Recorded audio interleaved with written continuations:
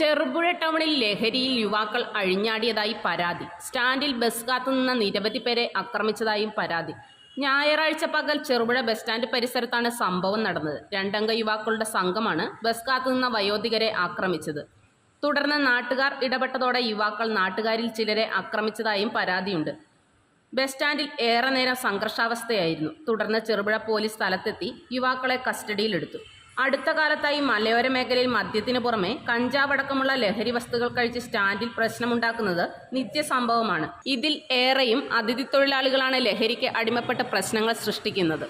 Be a little master in 2 months. Summer Smart Vacation Programs 2024. ഈ അവധിക്കാലം അറിവിനോടൊപ്പം ആനന്ദകരമാക്കാം robotics കോഴ്സിലൂടെ. അവധിക്കാല കോഴ്സുകൾ: robotics, kids package, Microsoft Windows and Microsoft office, junior designer, junior animator, junior hardware engineer, junior network engineer, programming packages, spoken English. ഈ അവധിക്കാലം ശ്രീ ശങ്കരാചാര്യയോടൊപ്പം.